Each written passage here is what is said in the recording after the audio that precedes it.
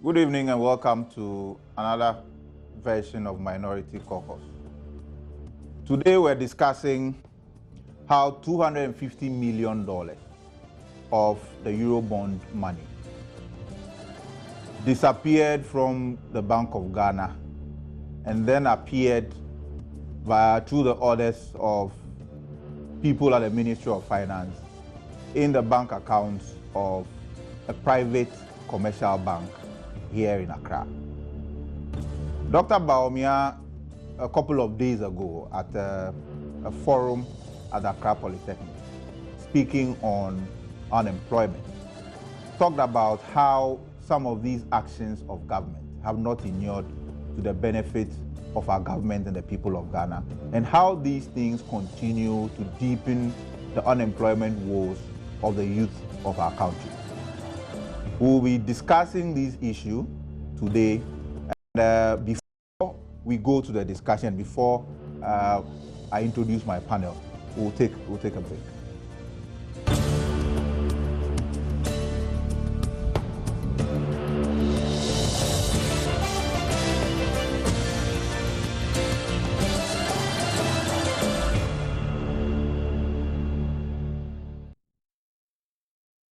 We are back.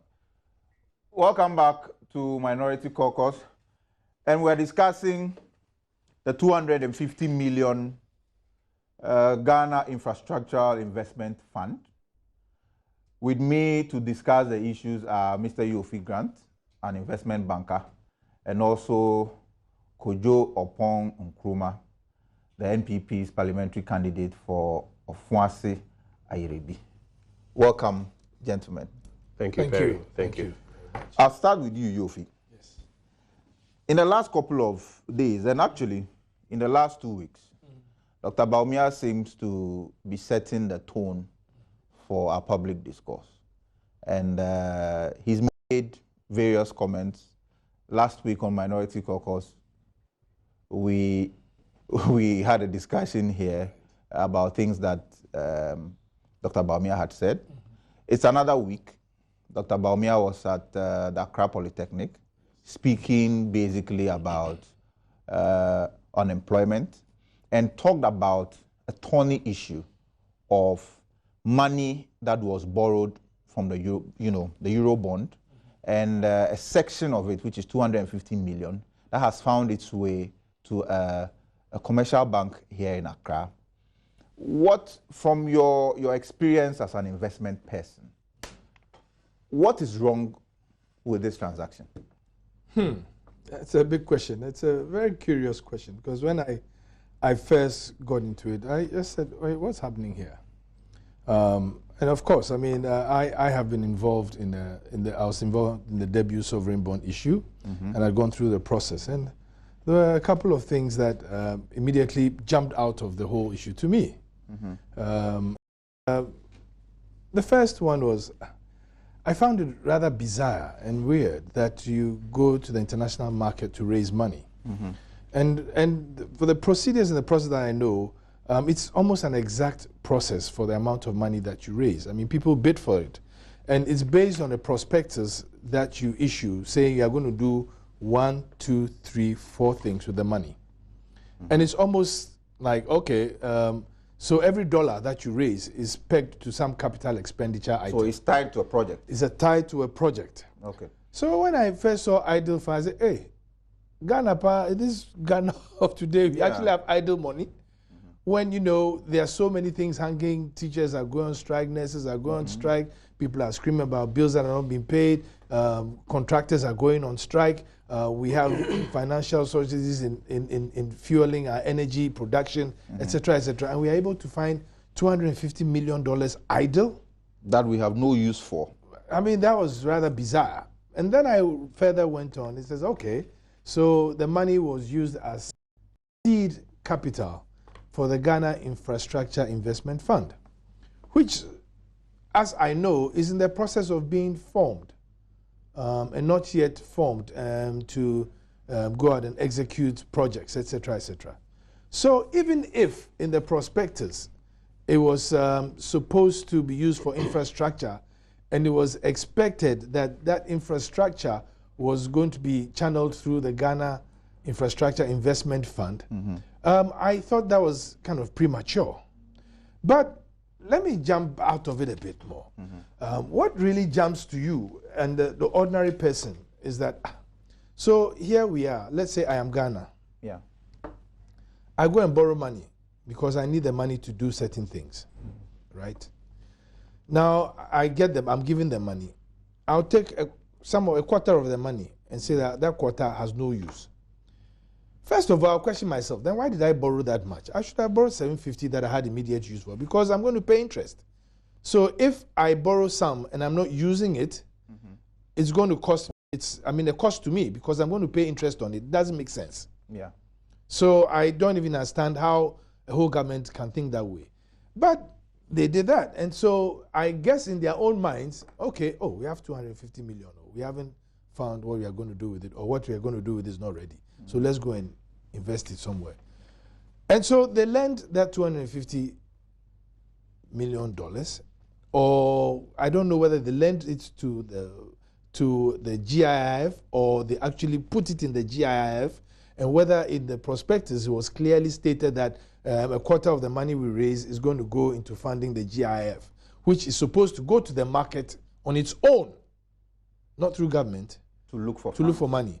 And so I'm not even sure how that plays out, because it raised many funny questions. But that's one part of it. Dr. Baumia almost raised the legality of it, that the Bank of Ghana rules, and in my simplistic legal mind, says that is foreign currency must be held, it shall be held at the Bank of Ghana, counter Bank of Ghana. So far as I'm concerned, UBA is not an account of the Bank of Ghana. It's an independent bank running its own business. So I don't even see how it can move, from the Bank of Ghana account on the instructions of the Ministry of Finance into another bank, which was termed as a private bank, because it's privately owned anyway. So that's correct. So all these questions jump at you, but even beyond that, then there are financial implications of this whole activity. So like I go and borrow the money, I'm not using some of it, then I go and lend it to somebody, and then the person lends it back to me. Double jeopardy. I'm paying interest on the original borrowing that I made, and then I'm also going to pay interest on the second borrowing that is there. That in itself accumulates some amount of money that I'll have to pay, increased amount of money that I have to pay. If I borrow just 1 billion and I knew that I'm going to use all of this 1 billion for projects, then there will be no point for me to go and borrow part of it. It's like I don't even know how to put it in the most simplistic language. I go and lend you money, and then I come to you and say, well, lend me back the money. You'd wonder, so why did you come and lend it to me? If you are going to borrow, you're going to borrow it again. It doesn't make sense. So we are told that the Eurobond came in dollars. Yes. First of all, the money is supposed to be lodged at the Bank of Ghana. Yes. Because it is in foreign currency. Right. Now, we're paying interest on the money in dollars. Yes. And the money has been taken in dollars and given to a commercial bank. Yes. The commercial bank in turn buys treasury bills, which are government bonds. Yes. So in turn, government has sort of borrowed its own money. Exactly. And yet, today's treasury bill rates, for instance, 91-day is for March is 22.66%. And yet, we are told the bank is giving us interest around 11%. Of what? First of all, you don't issue treasury bills in dollars. So if they are giving 11%, which I suspect would be what you would get in dollar terms, that's not possible, because you don't. Yeah, so what it means is that we've given the money to them. We're not supposed to give it to them in dollars, but we're giving it to them in dollars. Now, they've taken the money, they've bought treasury bills. But you can't buy treasury bills in dollars. Yes. So they haven't bought treasury bills. So they bought treasury bills with CDs. With the CD equivalent of the money. Take one step back. They got $250 million. Yes. That $250 million was probably converted into CDs at the rate of 3.8, which is about the going rate. Okay. So that will give you, let's say 950 million. Almost a billion. A billion cedis, 900, yeah, about 950 million cedis. So, and then they go buy treasury bills. And then the whole 950 million cedis is lent back to government through a sale of treasury bills. But you see, I'm curious here, because if that is the case, and the bank is buying treasury bills, if we are investing our money, then we should be getting 20%. Absolutely. Why are we getting 11%? That's another question. That's why I'm saying that I don't know when the treasury bill market dropped that low that, you know, okay, if you come back to you. Kojo? Yes. What? No, I think you are struggling to do this math because this mathematics doesn't make sense. Of course. Nowhere in this world can you get these numbers to, you know, add up. And if you take a step back, for me, this matter is in three parts. There's a politics, there's a numbers, and then there's a law. Which is the legality. Yes. So take the politics. Has everybody realized that until Dr. Bawumia spoke at Accra Polytechnic and spoke about this, nobody knew about this huge thing was going on. Yeah. And nobody was talking about it, nobody knew about it. And if he hadn't spoken about it, this, what I call financial atrocity, will be happening. And nobody would know about it and talk about it. It will be business as usual. And then secondly, when Dr. Bawumia spoke about it, the usual response is what you got. You find out that government communicators come at him, try to call him a liar. Yeah. He doesn't understand the issues, all sorts of things. And then even when you read the actual government response, you will find a lot of inconsistency in the government response, which I'll go into later. But for me, the first part of the politics, one, if Dr. Bawumia hadn't spoken about this, this would be going on, nobody would know. We'll be losing $50 million a year because of this transaction. Nobody would know. And I think that he needs to be praised as a patriot who consistently brings out some of these things which are in the national interest. The second thing is that, again, in the politics, and I would advise my friends, you know, across the political divide, when matters like this come up, let's stick to the fact and stop this whole thing of trying to bastardize and make it look like somebody doesn't understand. If you read the government response, which was issued, I think, a couple of days ago, certain parts are pretty interesting. First, government tries to say that, oh, this $250 million you are talking about. First of all, government doesn't deny it. They admit everything. They admit that, yes. That, yes, they took $250 million of the Eurobond money, and yes, it's been given to a private bank, and yes, it's been used to buy treasury bills. But listen to what happens.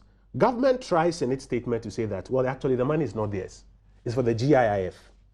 And that it was, like Yofi said, seed money that was given to the GIIF. But that is where the questions start. We didn't have a problem. Government woke up one morning and decided to create a $50 million problem for Ghanaian taxpayers. And I'll explain to you why. We didn't have a problem. Government woke up one morning and said they want to create a Ghana Infrastructure Investment Fund to fund infrastructure development. Indeed, about 2 years ago, there was a conference at the Moving Peak Hotel to discuss this. The Vice President, Kwesi Bekwin Misata, was there. Lamido Sanusi, who was then the governor of the Central Bank of Nigeria, was there. I was moderator for that conference. Okay. That was when this idea of the Ghana Infrastructure Investment Fund was mooted. And Sanusi told them that it's a terrible idea. If governments on their own cannot put their money to funding infrastructure and want to go through this vehicle of now inviting private people and some government machines to pump in money, you are deceiving yourself. It won't work well. I remember very well. Because at the end of the day, your infrastructure projects are going to be paid for by the taxpayer anyway. It doesn't make sense. So we didn't have a problem. Yeah. And the government decided to do this. And then in the 2014 Eurobond, government set aside $250 million out of that money as seed money for the GIIF. And the day they did that, because the cost of that fund, cost of funds is not zero, because the coupon rate on the Eurobond is about 10.75%, the day they decided to borrow, you assume they just borrowed $250 million from the world market and give it to GIIF. What they said was that we are borrowing $250 million at a rate of 10.5, which is 25 million. Actually, at 10.75, it comes to 27 million. 27 million. Yes. Which means that government is incurring a cost of $27 million and is going to put that money down for somebody else to use as and when the person is ready to utilize it. Because you know this GIIF is not working still. So government borrows this money at this interest rate, and who's going to pay for this money? It's you and I, the taxpayer, at the end of the day.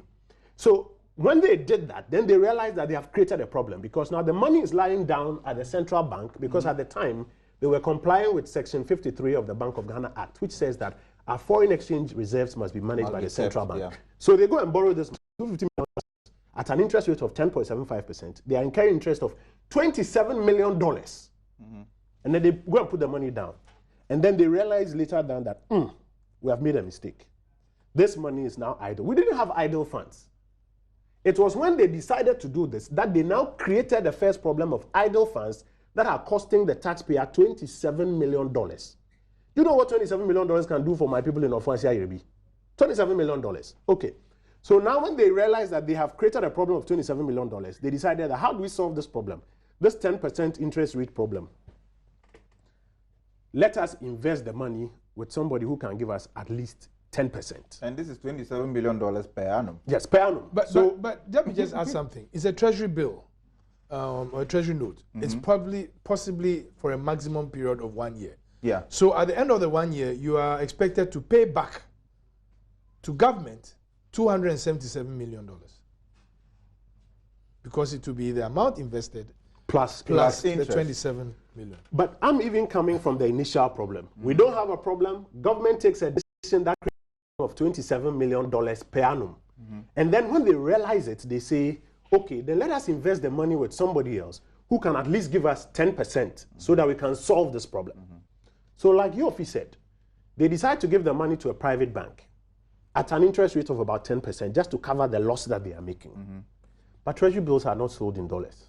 They're sold in cedis. So they have to do a swap and give UBA the CD equivalent of this $250 million.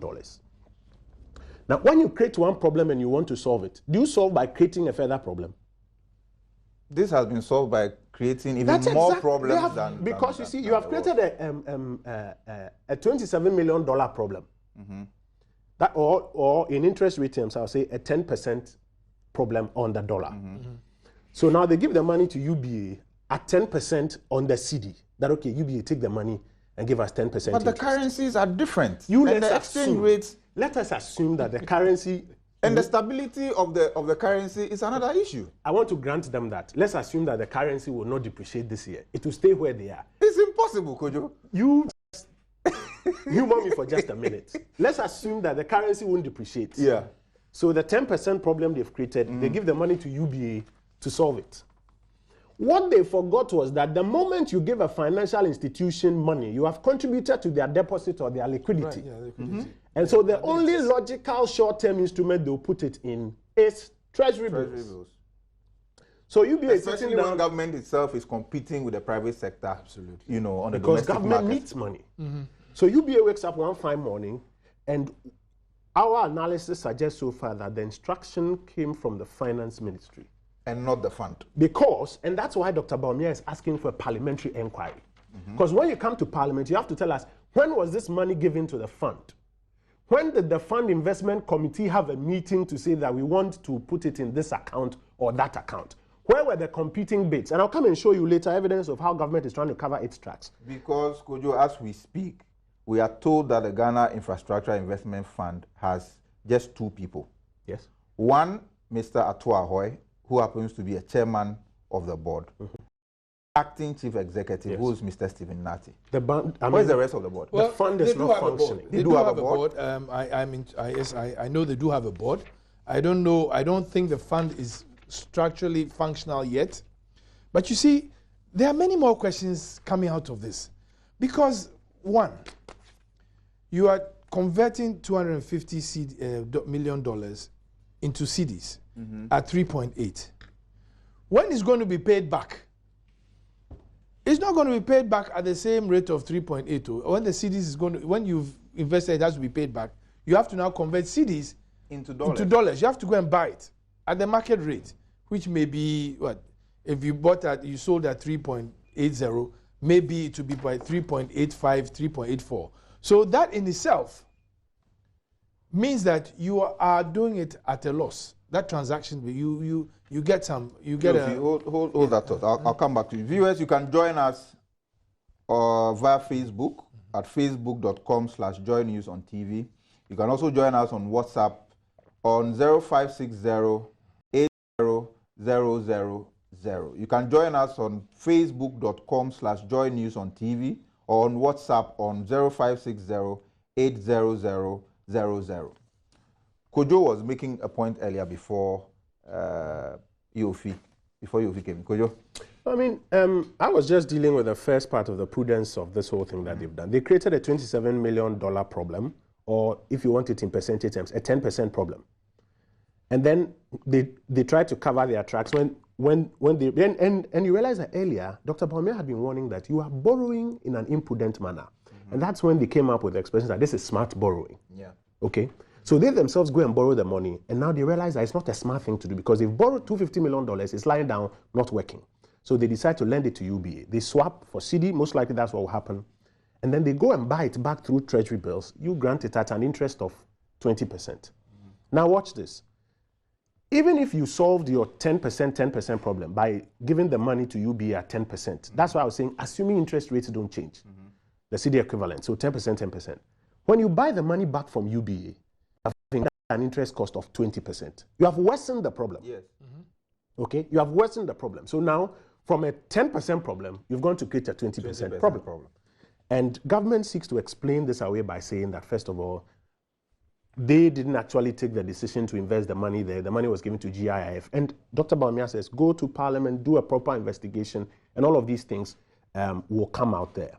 They also then make the argument that the fund is functioning already. So it's imprudent to say the fund is not functioning. I had a copy of the government statement that they issued. If you go to paragraph 8, it says that the board of the GIIF has been inaugurated.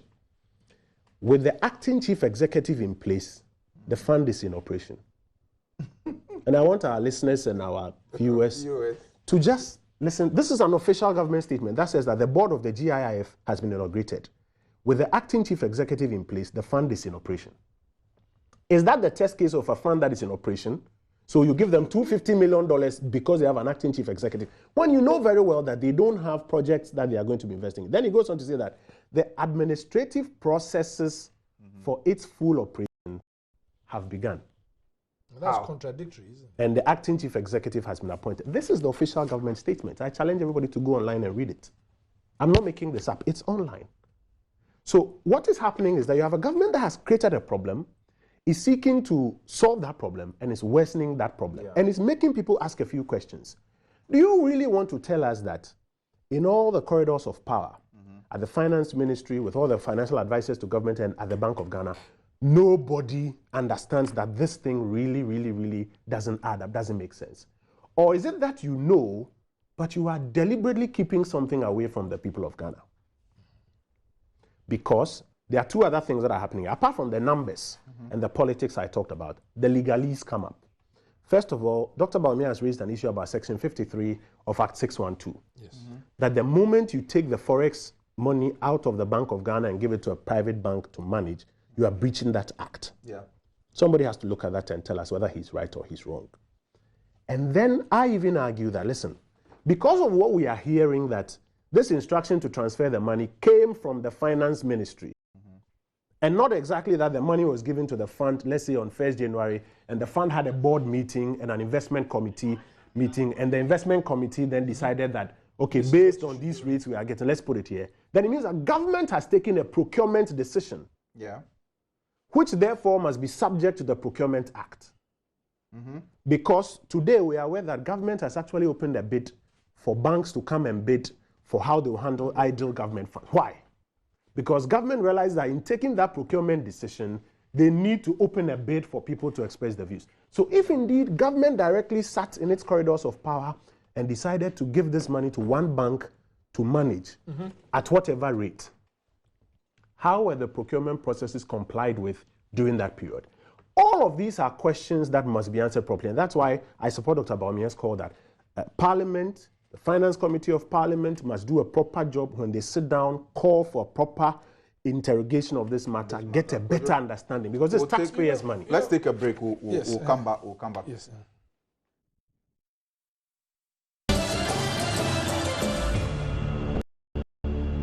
Welcome back to Minority Caucus, and we're discussing the $250 million that has been lodged in the account of a private commercial bank here in Accra. I will take some of your messages before we go back to the panel. This one is from Kojo, and he says Kojo and his diabolic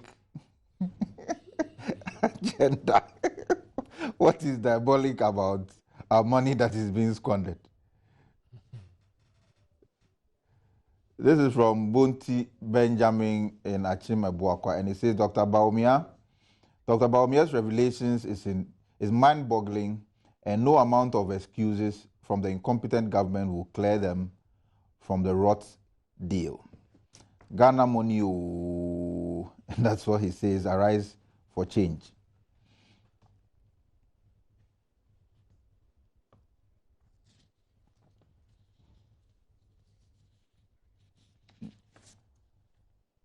This one says, kudos to you guys. Please never mind this incompetent Mahama administration. And this is coming from, it doesn't have a name. Well, Yofi. Yes. Let's I'll say something which which is even, I mean, if we want to go into the technicalities of this whole transaction, I mean, for me, an investment banker, it falls flat. But let's just go to some of the thinking behind it. Government classifies these the $250 million as idle funds. So there's no immediate use of it, right? If they're idle. Then you give it to UBA. And then UBA, the city equivalent, lends it back to government. If there are idle funds on the government side that are not being used, why go and borrow and labor us with more interest cost? I can't understand that. Do you get what I'm saying? But if there are idle funds, DACF is in arrears. NHIA or NHIL or whatever is in arrears. Get Fund is in arrears. Yes. Contractors are doing work for district assemblies. We owe the Nigerians for Get gas. Fund, who have also borrowed money from banks, whose interests keep accruing. Why didn't we use these funds, if we had idle funds, to pay off these statutory funds, to ease the burden on contractors and private businesses, so that they can be able to get on. You're asking a question that goes to the heart of this whole Eurobond thing. Yeah. First of all, if you are not going to use the money immediately, why borrow it? Exactly. Because if you borrow, it has to be tied to something. It has cost. It's going to cost you to use it. So I'm saying that, but government, if I were to ask, if you knew that 250 million was going to be idle, why don't you just borrow 750 and pay interest rates on 750? Because the 1 billion that we've borrowed in, it's going to cost us $1.6 billion in 5 years. 15 years. 15 By the time we That's how much it's going to cost us. But I will still ask the fundamental question. If $250 million are idle, that means you don't have anything to do with it, right? And like I said, all these monies are tied to infrastructure projects, as I understand it. But it even goes back, because I thought I heard somewhere that they had to borrow, they had to go to the market because payments under the first bond were due. And they were going to use the money they're going to use the money to service that. It's like borrowing at a high cost to go and service something at a low cost. But is that a prudent way of managing an economy? First of all, that for me is also a non-starter, unless you are in a position that you think you default. And because you cannot default, you have to pay the price. That means you go and borrow expensive money to take out cheap money or cheaper money. But then still, I go to the question, if the funds are idle, right? And you say that, oh, okay, because they are idle and going to be used for infrastructure, you give it to GIF. Assume that it's correct. And it's even wrong because the law says you can't do that. GIF funds are supposed to be lodged at Bank of Ghana because it's Forex. You cannot take it out. And the minister has found a clever way of now being able to take the money out in cities. So, assuming it's right, you give it to GIF, and that's just a pure assumption, right, in dollars. And it's infrastructure funds. So, you go and change it to cities. Now, UBA gives government the money, lends the money back to government in cities. And I'm wondering, okay, dollars is idle. Sadly, when it's cities, it does use. It's able. Something doesn't add up. Something just doesn't add up. It's like you want to build a house. Then you go and see some land somewhere. The land is in bad shape. You can't get there. Are problems all over it. Then you quickly run to the bank and say that, oh, Charlie, I've seen some land. I want to go and buy it. Then you go and borrow money. When you go to pay for the land, they tell you, no, you can't pay for it because there are problems with it. So from that first day you borrow the money, you are paying interest. Meanwhile, you can't build your house because the land is there and you're holding the money and you have to pay interest. So you think, hey, so what should I do? Then you go and look for another bank and say, let me place this money with the bank. Then suddenly you find some other and you're like, I have to go and buy, I have to go and buy blocks and things. So you go and borrow the money again. One piece of money has been borrowed 3 times. Or got 3 different transactions.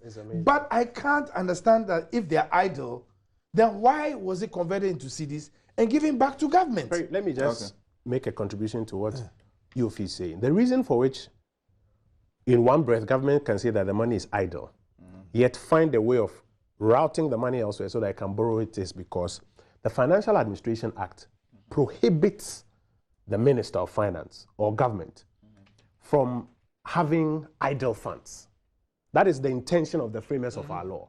Because it says that government cannot use its money or money that has been borrowed to invest in any sort of treasury bills or securities. That's what the law says. The law makes it impossible for the finance ministry or the managers of our economy to use government funds to buy their own treasury bills. Because the law seems to prevent... Yes, because the idea is that, you see, treasury bills are essentially loan instruments from government. Yeah. Whenever you buy a treasury bill, you are lending money to government. And the law doesn't see why government should lend money to itself. Yeah. And so the law prevents government from doing that. Now, because they can't do that, then they have to route it through another agency so that they can achieve that. Why? Because, of course, every government needs money to run its operation. Government needs money. Yet they have made an imprudent decision of going to borrow money at 10% to come and put down. And now they've realized that, well, we have idle funds, like you were saying, yet we need money. And the law says, I can't pick this idle funds I've created. I can't pick it and utilize it. So the only way out is that I have to route it. And when you route it, you incur huge costs on the average taxpayer who is selling Indomie. So they knew what they were doing. They knew what they were doing. The woman selling Indomie here has to pay this $27 million. There are exchange losses, possible exchange losses risk.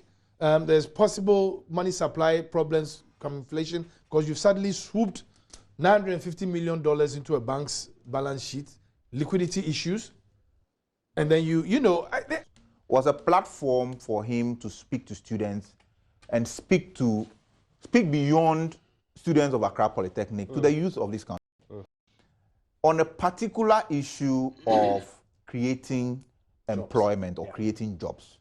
Coincidentally, on the same day, the president was in the University of Cape Coast also talking about job creation.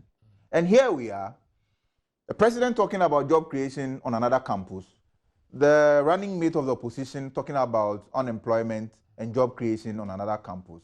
And yet, money that could have been used to create jobs for the youth is being squandered by state officials. Yeah, but you see, first of all, this 27 million was only the first problem that was created. Remember I said that we didn't have a problem, they created a $27 million problem. The actual net effect of this is about $50 million a year. Yeah. Because now what is happening is that even if they match the first one, now they are paying 20% on the ticket value, and that's about $50 million per year. $50 million, you know, one of the senior high schools is costing about $4.3 million. Yeah. So if you do the math, interest cost of $50 million a year, that's about 12 of Mr. Mahama's senior high schools. That's about 12 of them. The Cape Coast Stadium cost $35 million.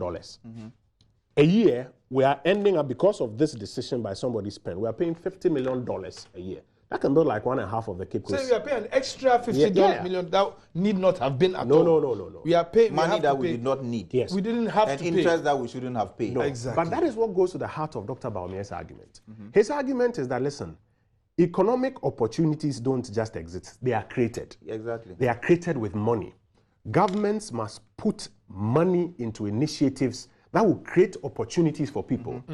Even if you want to be an entrepreneur, listen, in a country where you have challenges getting electricity, where government is not using its legislative power to even do something as simple as control rent laws for businesses. You know, in this country, you can't rent a building for business without paying at least 2 years advance. Yeah. Elsewhere, the law is enforced to ensure that you don't pay more than sometimes 4 weeks, sometimes 6 weeks. Go to the UK. Yeah. A country where government is not using its resources to do any of these things, but is instead crowding out the private sector, we cannot create opportunities for many of our young people. In a country where we say we are creating so many jobs, have you seen the queues at Ghana Commercial Bank yesterday and today, people looking to buy forms to join the police? So Dr. Bawumia's argument is that you need to save your money and put it in places where you can create economic opportunities for people. But it is when you take imprudent decisions like this that you end up throwing away $50 million a year because you have created a $27 million problem, which you didn't have. And his argument has been consistent, that stop the waste, save the money. Let's pump it in places where we can transform this economy. And I hope that we put all the politics aside, look at what he's saying. I think we have even got recommendations on how to solve this problem. This problem is really not, it can be solved. If you take it from a purely political angle, that is MPP against NDC, you can't even solve this problem. Yet everybody knows that this is real problems that the taxpayer is going to pay for. If we pay attention to what Dr. Bawumia is saying, we do the necessary investigations, we get the necessary recommendations, this problem can easily be solved. There are about 2 recommendations that solve it.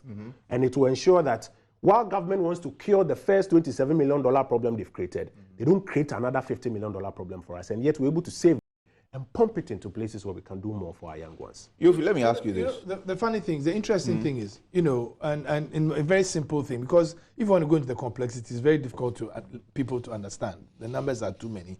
But the net effect is that the cost to government for this money going the way it's gone is 10.75%.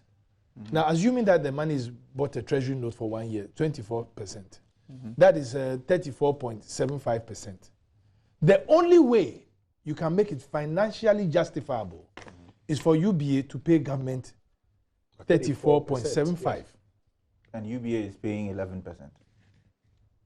So either way, government is losing. Dr. Bawumia talked about the Merrill Lynch's of this world and other finance houses, beyond our borders. His view was Would it have been prudent to have taken part of the Eurobond that we have sourced on the international market to invest in hedge? Even that I'll ask the question again. So why did you borrow 1 billion? Why didn't you borrow 750? Because I can imagine that the same Merrill Lynch's and all these things are probably subscribed to the bond. Yes. So they've lent you money and you are lending back to them, so you pay twice. Kind of scenario. So why did you have to borrow if you're going to have idle funds? And wouldn't it have been prudent for government to have expedited action on putting together a board, making the fund operational, and handing the money to the fund for them to kickstart? Because they don't have any projects lined up that they're going to do. They are not ready. They are not execution ready. Apart from that, Perry, everybody knows that even when you want to set up a barbering shop, it won't start operation from the first day you identify the piece of land or appoint somebody that you will take care of my barbering shop for me. So if you have decided that maybe you want to capitalize a barbering shop by, for example, 1,000 cedis, and you know that the job required for the first 3-4 months, depending on the lead time you have, put down, is sweeping of the land, putting up of structures. You don't carry that whole 1,000 and give it to the guy who you have appointed, because in fact, you don't go and borrow money, come and give it to the guy when you know that for the next 2 years or so, he won't be. What you do is that you do the basic expenditure that allows the infrastructure and everything to be set up before you give them this money, because this money you are giving them comes at a cost. Does any law prevent the Bank of Ghana or government from using the Eurobond elsewhere for other government projects in the meantime, in case the money was lying idle? Well, according to the Minister of Finance, it's his responsibility to make sure that he doesn't incur more costs on the money. But I would say that I can't see that happen. On the contrary, he's incurred more loss. So normally people would say, okay, we are going to use. They try to manage the money such that they use it for what is required. And I'm not sure that we will hold a gun to his head to say that, okay, well, I borrowed the money and it wasn't ready, but I had to pay off oil, gas bills in Nigeria, etc., etc.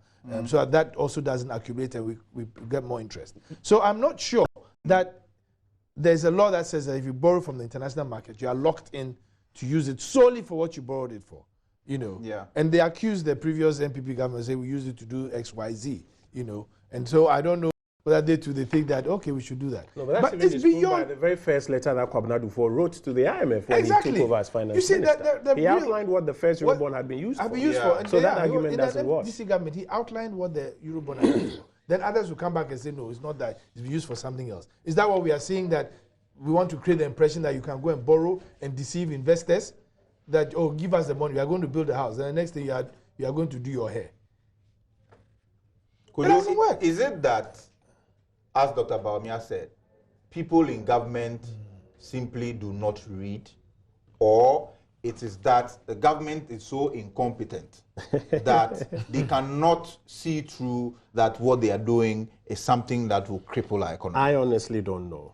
I mean, I can't for the life of me fathom what has informed some of these decisions, and that is why it is important that Parliament gathers around the table and holds an inquiry. Listen, in the developed democracies, even smaller matters, they will hold a whole parliamentary inquiry or a whole Senate inquiry, because we need to get to the bottom of it so that future governments and future generations don't repeat the same. Hackman Osuajiman, for example, is one person who's been asking for what he calls the Fiscal Responsibility Act.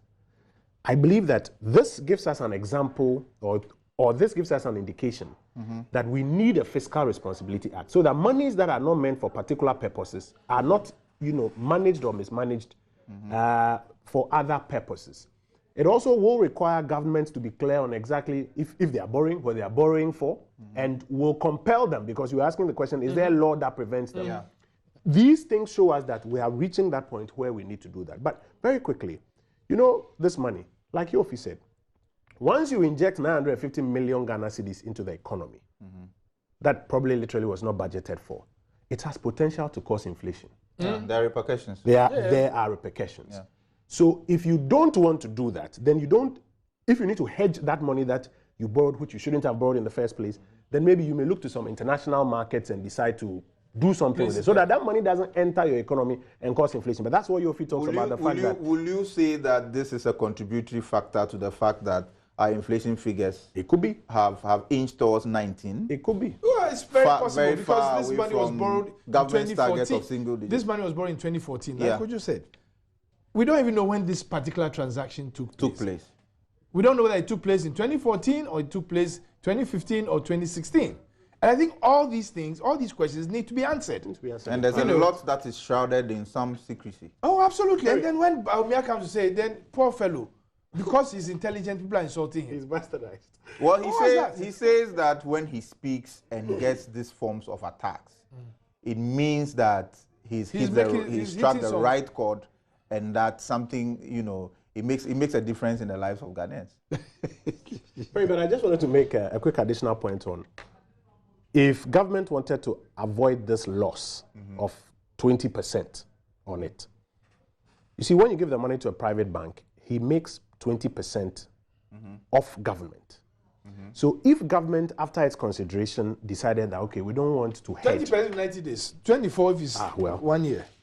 I'm even trying to be conservative. Yeah. If government now sat back and said, okay, we don't mind 950 million Ghana cedis entering our economy, okay, and yet wanted to avoid that 20% loss, are there no Ghanaian banks in this country? Yeah. Or government-owned banks? Government-owned so banks, that even if you gave them the money and they bought treasury bill, the profit that they'll make on it will still come back to government. Yeah, exactly. So then you wonder the kind of thinking that went into this decision. And that is why I support this idea fully, that we need to pull the brakes. Everybody, because as we are speaking now, the money is still there. In the last 4 or 5 days when all of this has been and going we cannot retrieve the money until the stipulated period. The government itself has taken the money. Yes, but somebody is still incurring cost on it. The government is incurring cost on it. That's what I mean by the gates. That's what I mean, that you pay 34.75%. So what it means now is that if we decide to take a decision on this matter, and government says that I've pulled the brakes, UBA, give us back our money, and let's go back and resolve this. First of all, government has to give the money to government itself has to give the money. Once you still bear cost though, because the money has been, the treasury bill has been issued. Yeah. and the rates have been agreed. So when it is truncated, it comes at a cost. Absolutely. Apart from that, it is government itself figure cost the money back to UBA. Either way, you are already, paddling up the creek backwards. Whether you stop it now or you didn't stop it now, you are incurring cost. You've incurred cost that was totally needless. But we should cut our losses. We should cut our losses. It is time. At what point? Well, now, that's what I'm saying, that between the time Dr. Bawumia spoke and now, but from we are the still discussion, that is not a possibility. Well, it is. No, it is. You see, right now, we are bleeding. Even though the interest is per annum, it can be prorated. Yeah, you can. So then what happens is this. If today we stop all the politics and we say, Charlie, but the thing seriously, we are losing about 20% on the city on this thing.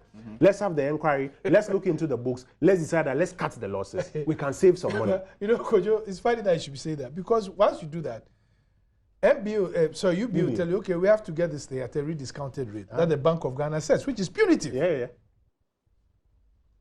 So you are probably going to get less than you save something. Because all of this money going down the drain, when we need money to complete projects, we need money to invest in opportunities for young people to grow their businesses and to create jobs and to create incomes for people. These schools that they are building, for instance, that they promised to build 50 per year, that they ran away from, that they didn't say they were going to build 50 per year. If we need $4 million to build one of these schools, we promised to build 200 of these schools. As we speak, we've commissioned less than 10 of them. I think 5 so far. You know, I had an argument with a friend in the MP. And we had money sitting there that could have completed these schools. I had an argument with a friend in the NDC. We were talking about manifestos. And I said, you see, the problem with the government is they make promises. We will make plans. We don't make plans. They make promises. And so, you know, promises are usually lofty because you are looking for a bride. So you tell her all sorts of things. If you plan, you don't make some of these mistakes. If you promise, you will make these mistakes. You know. And so here we are. We've gone into this situation. But yes, I agree with Kojo on one vein that we need to pull the discipline back into the system and do the things that inure to our benefit as a country. You can't go and borrow money and then say, oh, some of it is idle, so I have to pass here and put it here, and then and the net effect is an extra cost to you. $50 million. Already, the bond was issued at a rate which is at the worst end of the curve, 10.75. That's almost junk bond rate. We're about wrapping up. In real terms, you have been an investment banker. In real terms, what could $250 million have done to our economy? Plenty. Apart from putting it in the private commercial bank. Plenty, like Kojo said. How much is it going to cost to build one school? How much is the stadium in Cape Coast cost? $35 million. $35 million. If you really are into sports and you think that you have $250 million, you could have, and you had extra $250 million, assuming that it wasn't tied to any specific project, you could have built almost what? How many of such stadia? About 6, 7? About 12, actually. About 12. That's the interest on it. Interest on it. Could have built 12. And I keep giving this example. You could have built. Aliko Dangote is building a 1,000-bed hospital in Kano for $12.8 million. We are building a 420-bed refurbished hospital at Ridge for $250 million. Even at West. So if we go by Aliko Dangote standards, how many hospitals could we have built out of $250 million? And I'm saying even at West, if you wanted to make good sense of that money, it will build another Ridge hospital at those hyper, worrying cost. I mean, so it's not something that we should just brush away lightly. And very often I tell people that when some of these things happen, don't be dispassionate about it. Take away the politics and look at the thinking and the rationale behind it. Don't bastardize. Kojo, I'll ask you the same thing, but I'll ask you $250 million in CD terms. You are talking 950 million. Almost a billion. Almost a billion Ghana cedis. Yeah. In 2006. Do you know how many teachers and this would have been how much money? Do you know how many teachers and nurses to pay for? 1 trillion and for how many years? Do you recall that a few months ago, President Mahama inaugurated the Young Entrepreneurial Support Program? And there was a huge... The year or whatever. No. The Yes Fund. The Yes Fund, okay. And there was a lot of noise that it is evidence that the government is putting